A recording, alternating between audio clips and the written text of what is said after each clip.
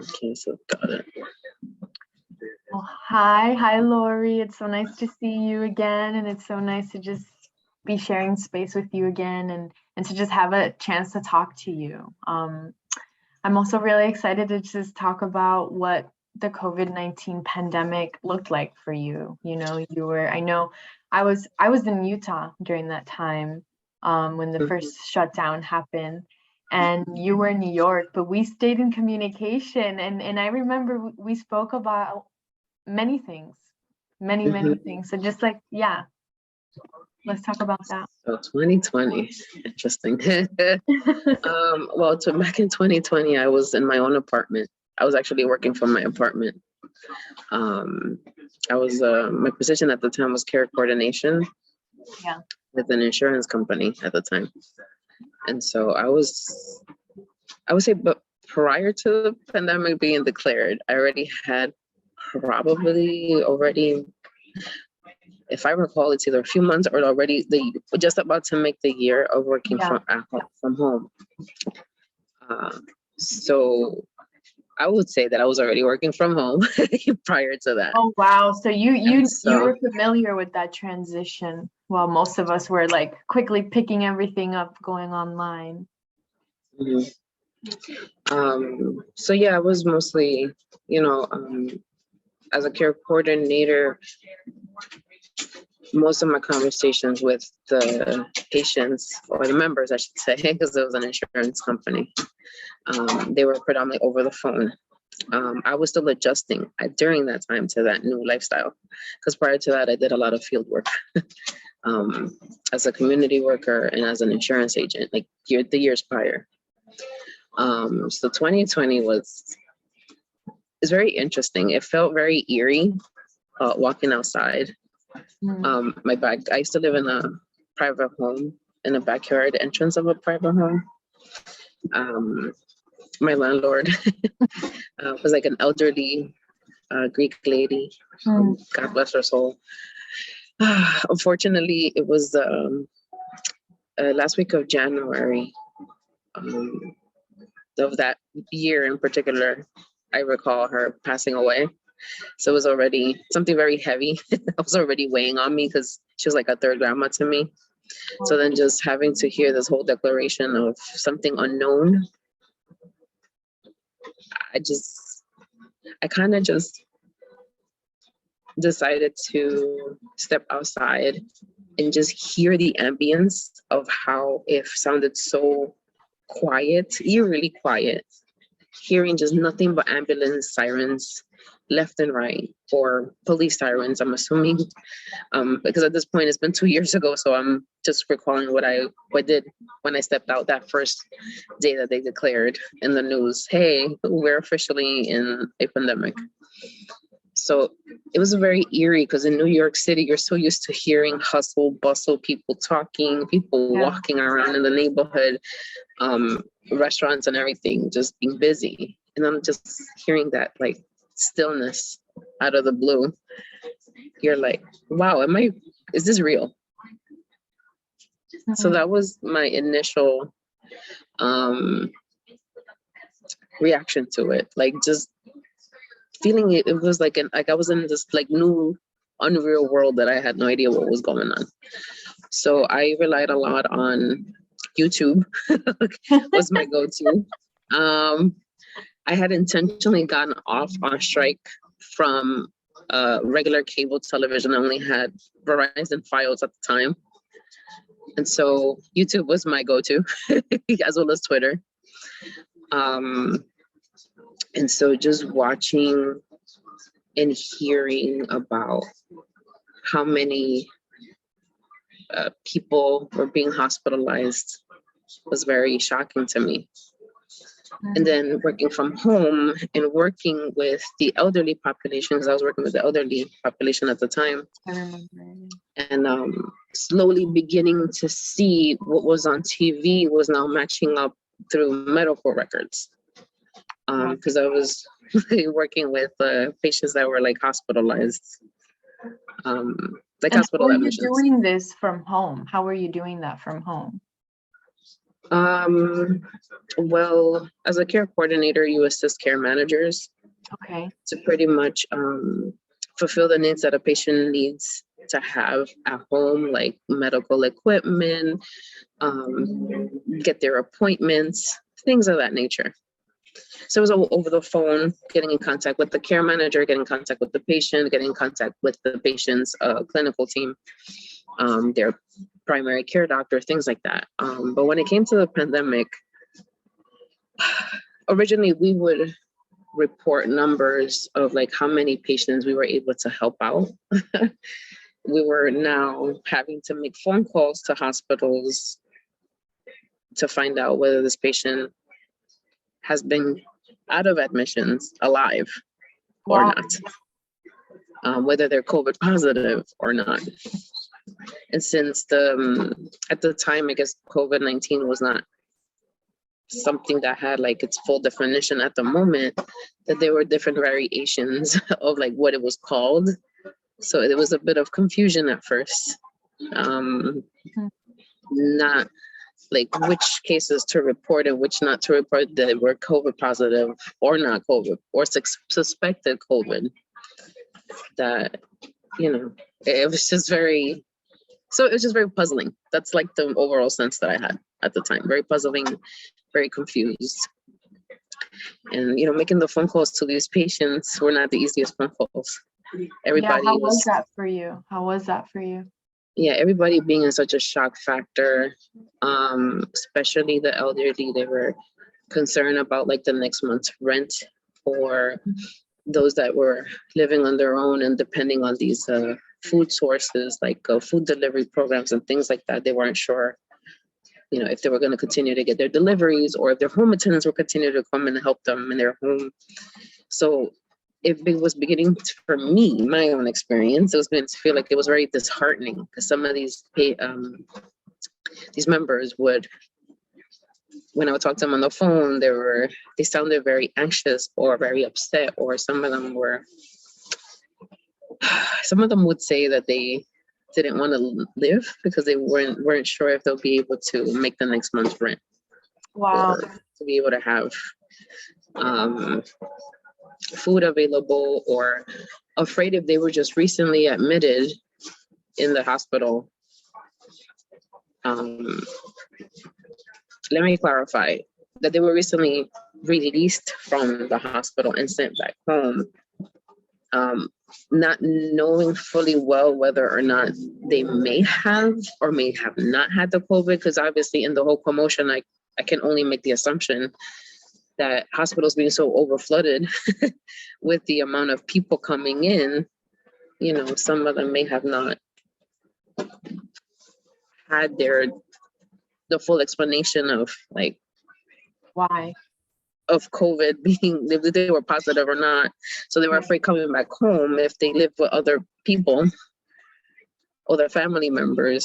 They had to isolate themselves in a room, and they just didn't want to get their family members sick, things of that nature.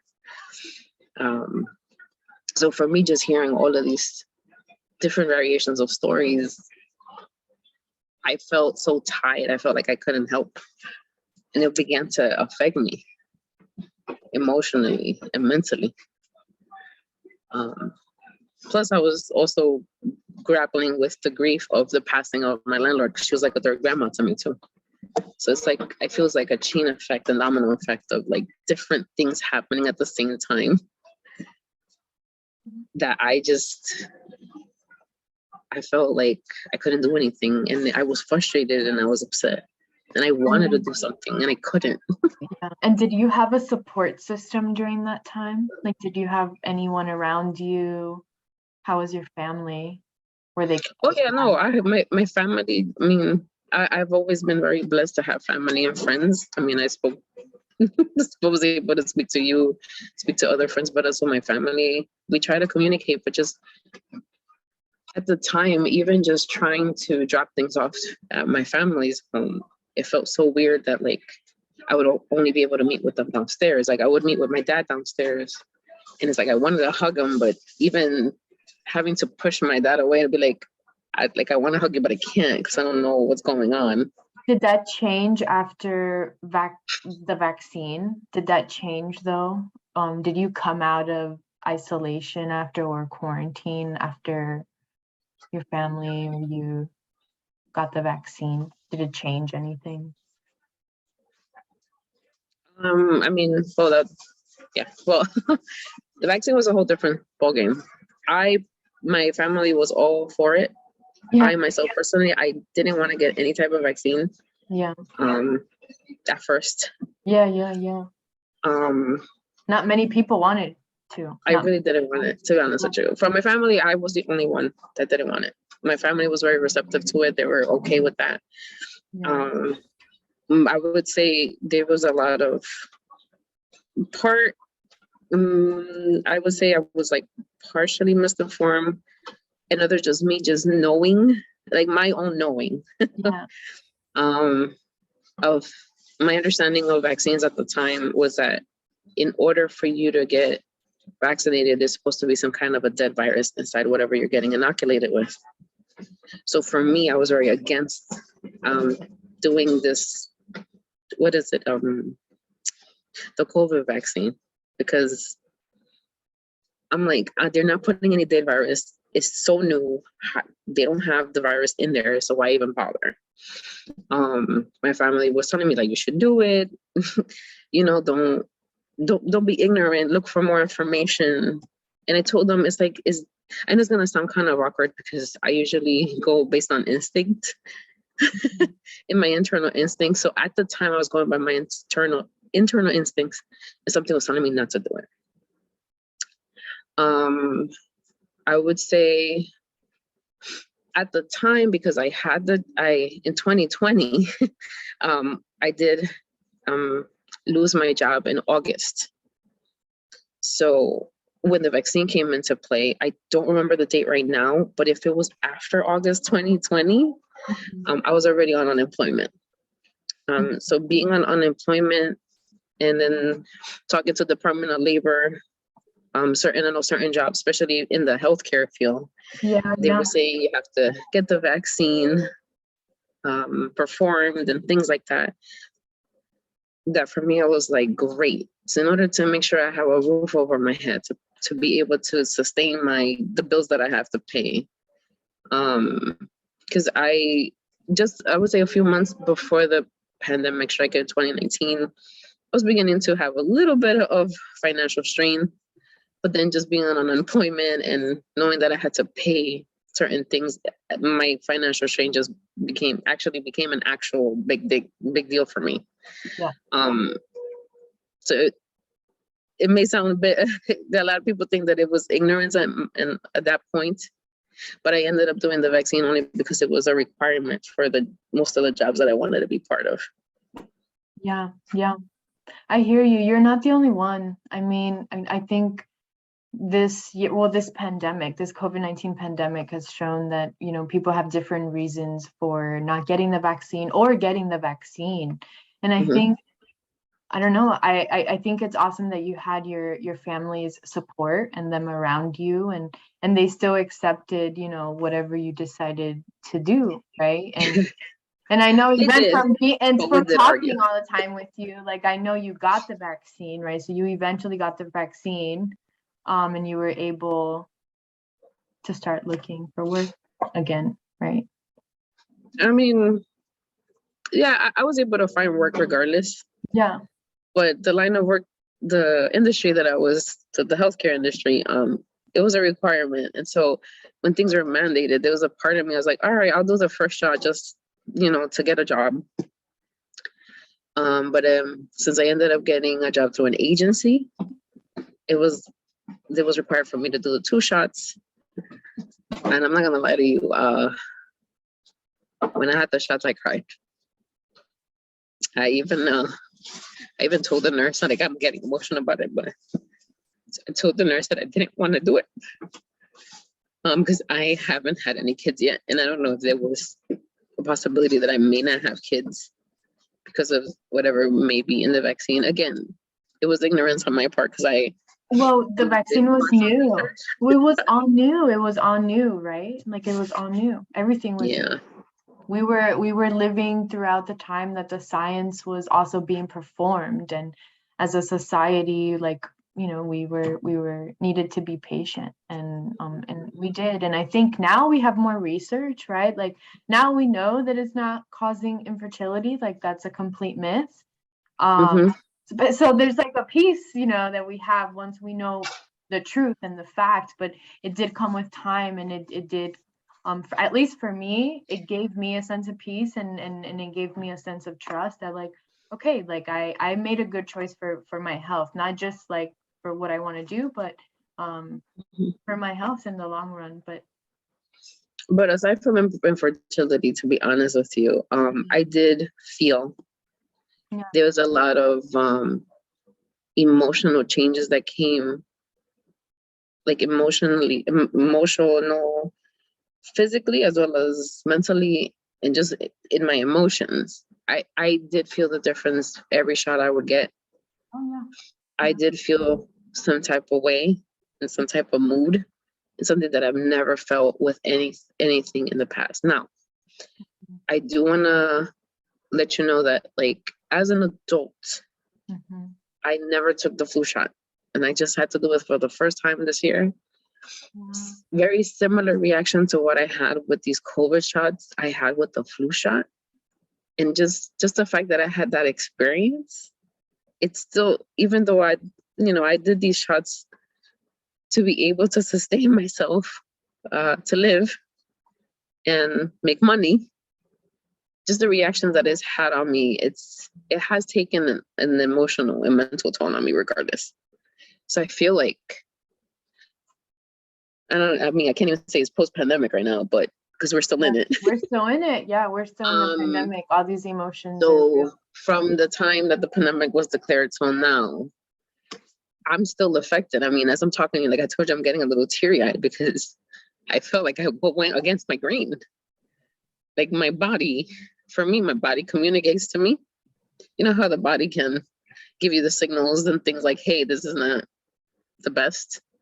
So just having those like weird fluctuations of emotions and moods, and it's only happening when I'm receiving these inoculations. The first couple of days, the first week, there's just a sense of uneasiness at my part, regardless of whatever research is out there. Yeah, I hear you. I mean, I completely, I understand.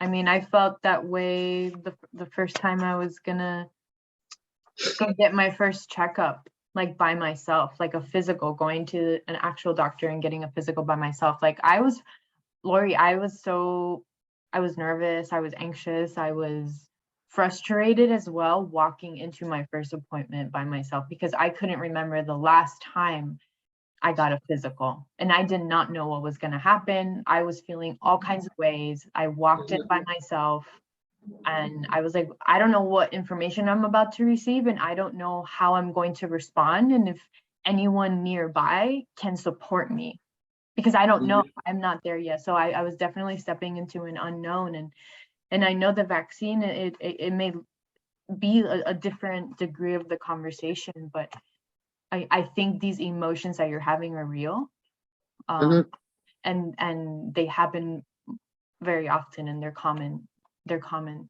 when it has to do with health. I think just health in general. So I'm like really thank you for just like sharing, your honesty, and I mean, there's let me know.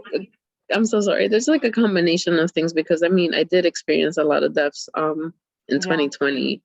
Aside from my landlord, there was the death of my actual paternal grandmother. So I know grief plays a big role. Yeah, we talked a lot about it. Yeah. Like grief. And I there's something that I have discovered from 2020 till now. Grief is not just only grieving the death of, a relative, of a family member, a loved one, right? There's also, for me, I also have the internal grief of feeling that I went against my, like what my body was trying to communicate to me. Like, of course, the body has been receptive to these vaccines and all of that, right? I'm not going to sit here and say that they haven't, been effective. And I'll explain why, because my job role now is different. I work in an emergency department now. Yeah, I want to get hospital. to that. I'm so excited. Yeah, that's why, just to kind of make sense, because I don't, for me, just sharing this right now is a big deal. Yeah. I don't really like to keep these things to myself, but I just felt I went against what I wanted just to be able to get money, just to be able to survive in this current world. You needed an income. You needed yeah, I understand. And obviously having the financial strain, because I am and have been one of those people that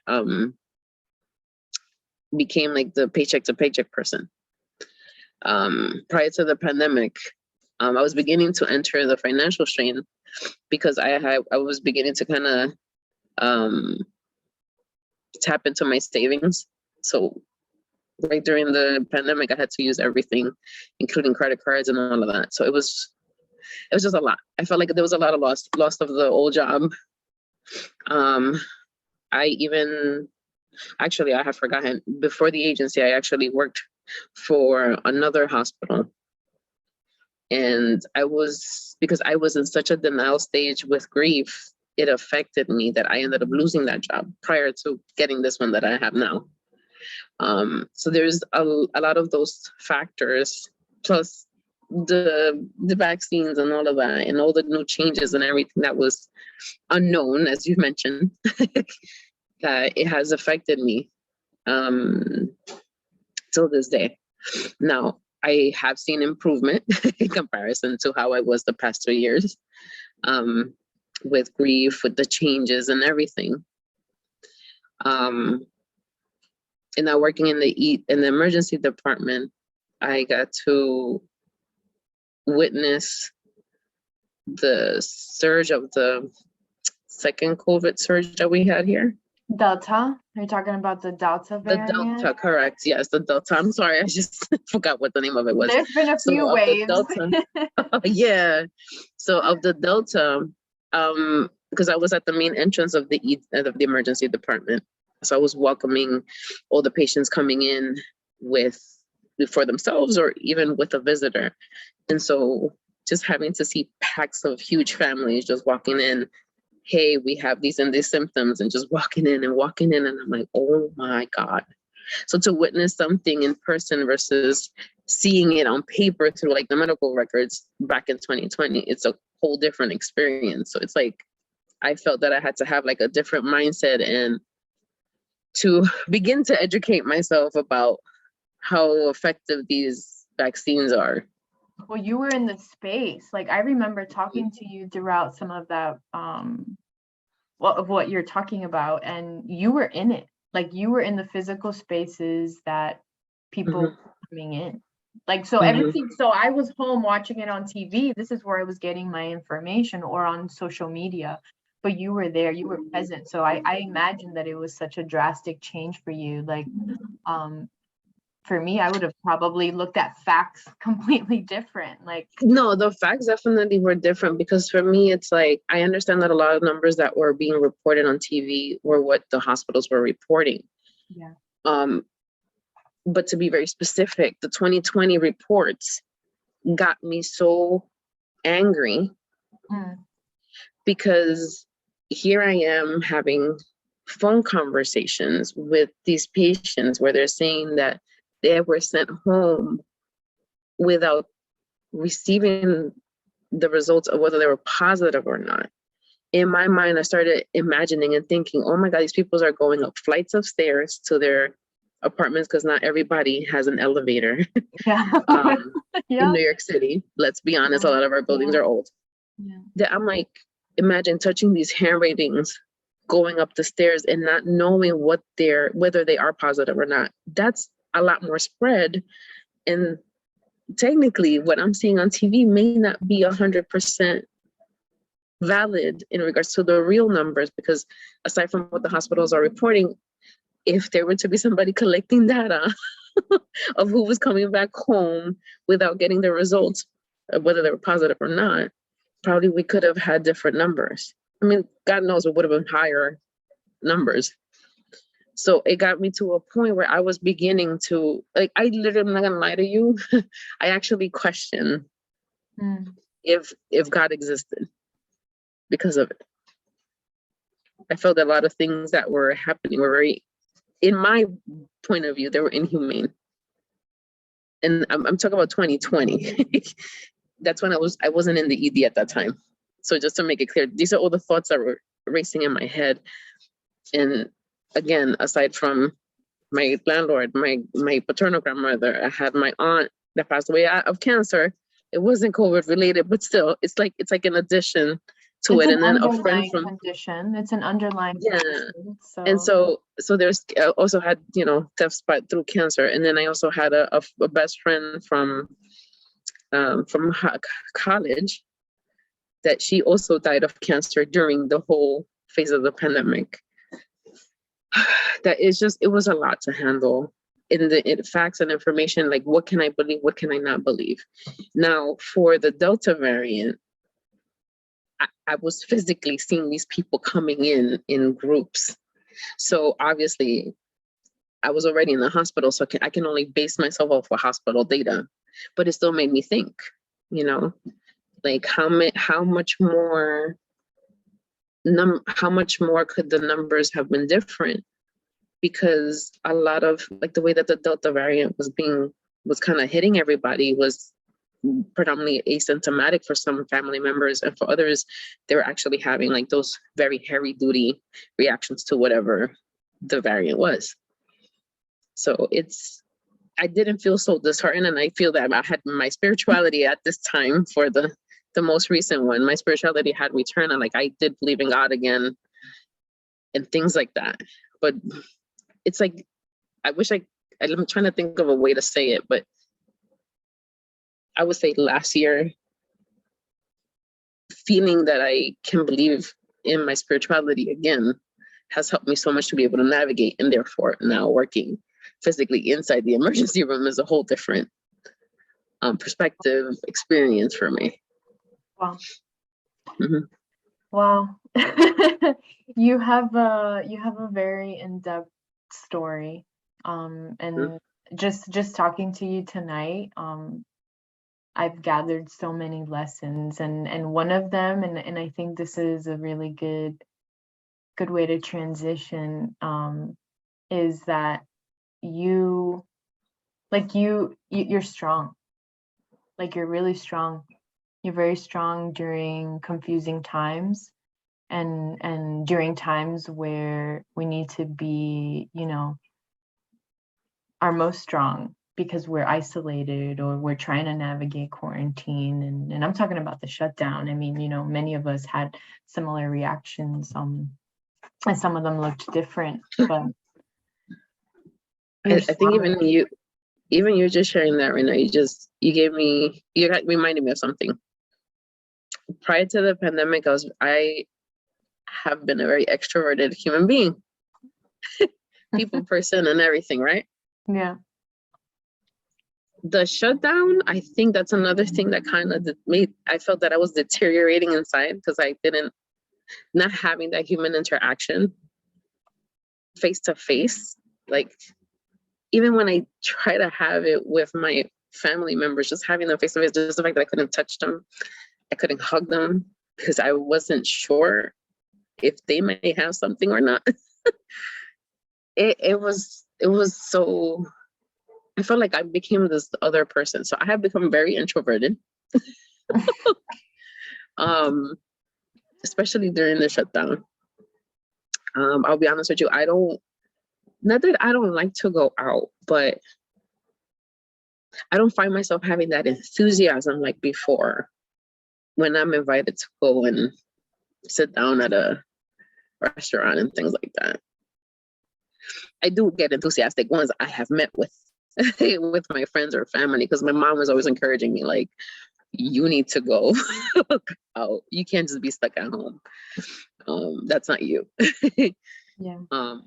Sometimes I feel and see the differences, that when I go out, like I can come back with a lot more energy, and I feel really like happy. but there's more, like I still have kind of like that, that pushback left over. That's what I'm saying. Like I have become so introverted where for me, I actually enjoy being home now versus before I didn't. And another thing too, you're getting and just comfortable at home.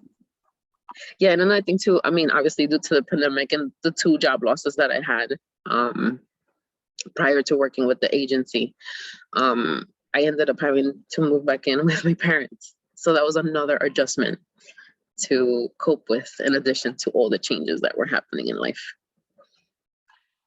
Well, Loury, yeah, I know. I mean, there's a lot to unpack. I think there's a lot to unpack, and I think it's just a reflection of like how strong this COVID-19 pandemic has impacted, many people and especially our extended families.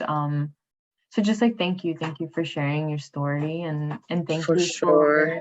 and thank you for just like sprinkling in some lessons there, because I think we can learn a lot, right? Especially when we talk about pre-pandemic, right? Because it gives us a context of where we're coming from and where we started, and then talking about it now and where we are now while we're still in it, right? With this idea that we're going back to this normal place. So thank you so much again. And thank you for thank reminding you. me of the strength, because I still struggle with that. Yeah, In accepting that. So thank you for the lessons as we were chit-chatting as well. Yeah, well, thank you, and Appreciate it. have a wonderful night. Have a wonderful All right. Enjoy. Bye.